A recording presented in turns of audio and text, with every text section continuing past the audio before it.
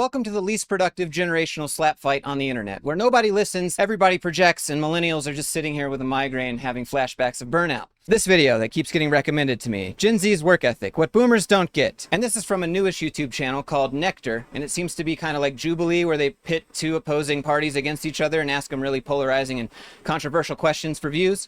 And it seems to be working, because they try again up here, CEOs versus blue collar, and then they try again over here, who has it harder, men versus women. So right off the bat, you can imagine that there's going to be a whole lot of understanding and people willing to shift their viewpoints. No, but really this video is just Gen Z sitting back to back with boomers talking about work. And instead of coming to any understandings, they just start passively aggressively roasting each other. Their loyalty spans are very, very short. I've been laid off multiple times and I'd only been at the position 3 months. They just think my ideas are so absurd. It comes across to me as, how do we do less work? I think you guys are stubborn.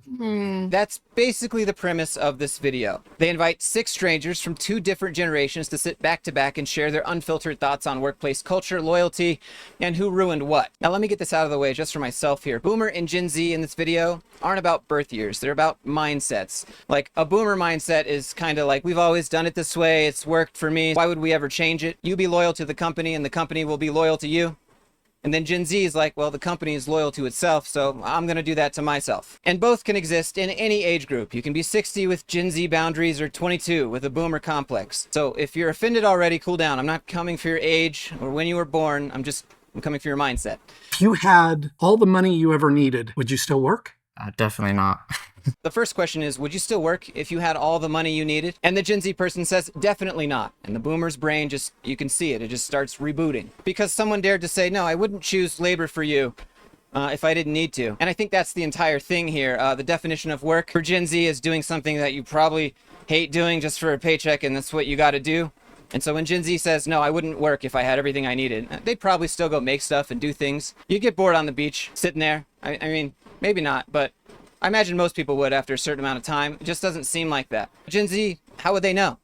They're overworked, underpaid, can barely get jobs. So the only thing they want to do is just pay their bills and relax, because they haven't got to do that yet. As Gen Z have a fear of being given way too much if we express too much curiosity and intelligence, I guess. And so...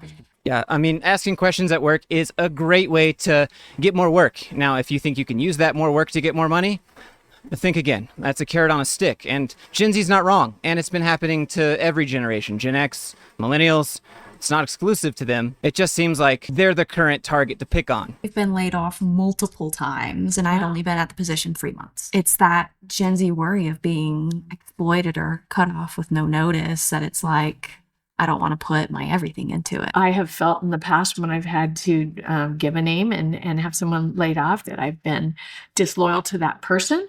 Yeah.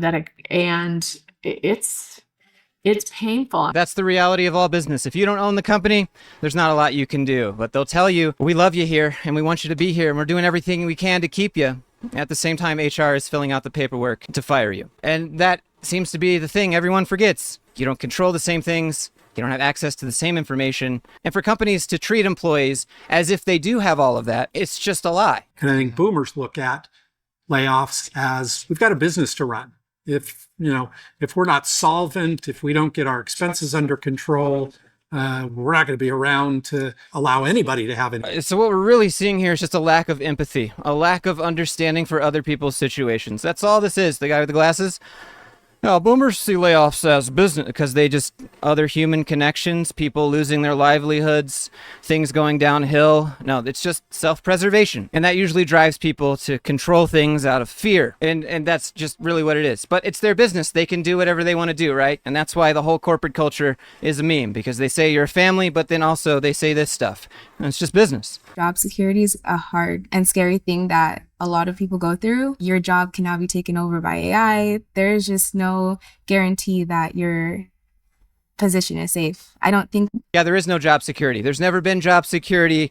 That whole thing has just been companies saying, yeah, I guess if you do good work, as long as we're making money, you're okay with what we're paying you, we'll keep doing this.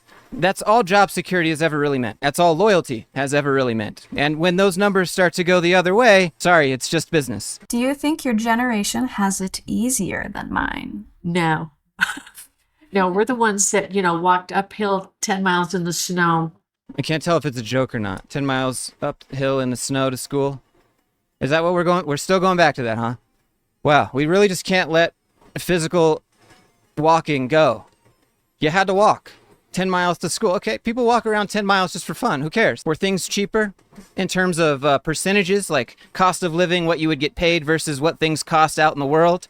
Ratios would say yes, things were cheaper back then because you had more leftover money after you pay your bills. So I think in that regard, a lot of people think that their lives were easier. The ratios and costs of things were just way more in the employee's favor. But now things have been designed to reduce that. Price of housing goes up from massive housing corporations. The price of Pepsi products go up just because everything else is going up. Let's just, hey, raise the price, boys. Now that that's happening, which wasn't happening as much back then, it's just harder for people to make a living. As far as a career goes, I think that boomers had it a bit harder than Gen Zs. I think there was more demand on them, on their time. It was so much less flexible. I mean, wouldn't you say it's really up to the individual to decide what they were willing to tolerate at their job and career? At a certain point, people just say no, and that's what Gen Z's doing because they've seen it firsthand over and over. Hey, family, mass layoff. Hey, company family, mass layoff. That the job market is a little bit harder now. You know, like going to college and getting a degree, it doesn't pay off as much as it used to. These entry-level jobs they can't get because they don't have the experience. We went through a recession in It's true.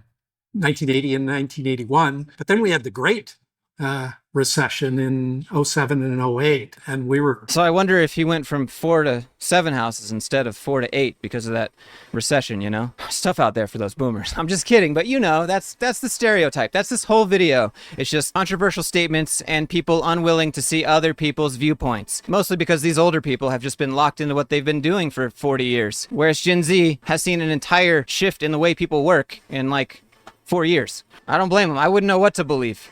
I don't trust any of you. I keep seeing everyone go to jobs and say you'll make lots of money, but then they keep getting fired. What's going on? I'll just do my job and go home. Going, uh-oh, everybody's shutting down. There's no jobs. What are we going to do? So I think every generation goes through these waves. Right now, I'd agree the job market's a bit rough. I do think people think that this generation has it easier because of all of the advancements, but I don't think it's easier. There's like this pressure to... Problem with this video is that who has it harder and easier, and those are just such vague and subjective terms depending on what people think and feel and their experience, that this video is going to be polarizing in some form no matter what. 6 figures by 22 and graduate in 4 years, and you have to do all these things while you're young, and I think that we're just always worried about not being good enough or not being on the right track. Do you think companies owe their employees anything beyond a paycheck? Yeah, a paycheck is great, but you're telling me I can't take a day off because I'm tired or I'm sick? Like, I think sometimes employers think that they own you. I'm not sure how that answer really correlates with the question. Anything beyond a paycheck? What kind of job are you working at? Does it include PTO? Because you still get a paycheck and time off. Again, another silly thing with this video. There's no nuance.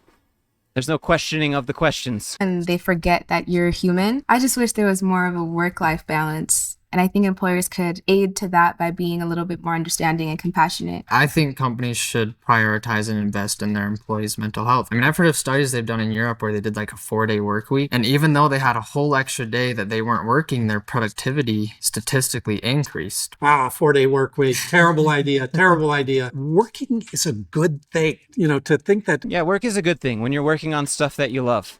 When you're making money from doing things that you enjoy. And when you're making money every day, why work 4 days? Work 5 days, make some more money. You're enjoying what you're doing. You're living a good life, right? But for Gen Z, a lot of people, a job's a job. They have to do it because this is how it is. And if you're salaried, doesn't matter. If you work more hours, you still get paid the same salary. There's no real overtime pay here in the US. So salaried workers just generally have no incentive to work beyond the minimum. It comes across to me as, how do we do less work? I don't think it's that... Oh, see, how do we do less work? So what we have here is someone who doesn't understand that work is quantified very differently to different people. You can clearly see that this person's perspective mostly cares about the bottom line. Really, that's all it is. Why work 4 days and make that much money when you could work 5 and make more money? Well, isn't it about the results of the work, the quality of the work, the quantity? People need to take a break to come back, let things reset, refresh.